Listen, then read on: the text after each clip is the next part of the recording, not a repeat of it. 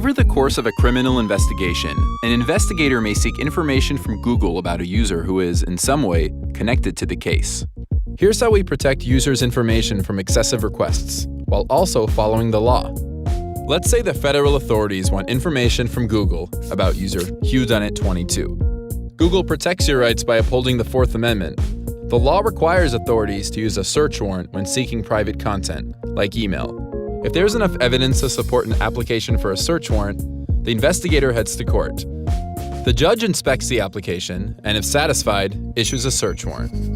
Then it's served on Google. First stop, the screener.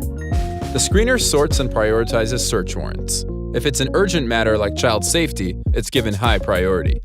Next stop, the producer. The producer evaluates warrants under the direction of specialist attorneys, protecting users by catching errors and determining what information to provide. They fix glitches, so we don't access someone else's account. Sometimes they're illegible, or the username is misspelled, or the request is meant for a different company. Sometimes, the data request is so vague and broad, we have to go back, narrow it down, and play catch-up. So, we'll get a hold of investigators to narrow the warrant, or go back to court to ask the judge to amend the warrant. Google notifies the user that law enforcement made a data request, unless the law or exceptional circumstances won't allow it. Google also looks closely at the warrant to see exactly what data to produce. Say the FBI wants all information and content on whodunit22's account. We'll need to clarify. Hey, it's Google about that warrant. Yep. You need everything for all services? Yep. Gmail, YouTube, photos. Everything. That's a lot of information that may not have anything to do with the case. So, we'll look to narrow the warrant. This sounds like a case where only email from the last month matters. How about we go with that? Okay, that'll do. We can then move forward.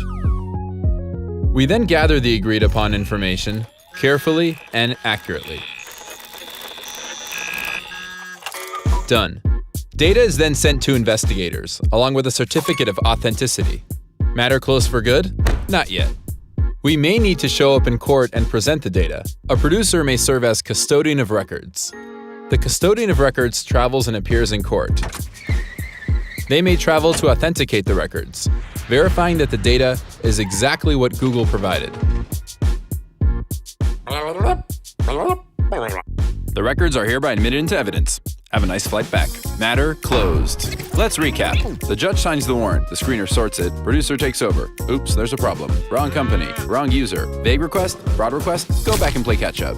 Whoa, narrow the scope. Okay, time to gather data. Gathering, double checking, what's the cow doing here? Deliver the data. Now hand it over to the custodian. Nice mustache. He flies to court. Authenticates, matter closed.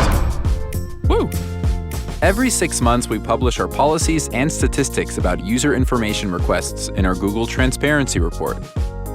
That's how we respond to a US search warrant, while working hard to protect our users' privacy and security.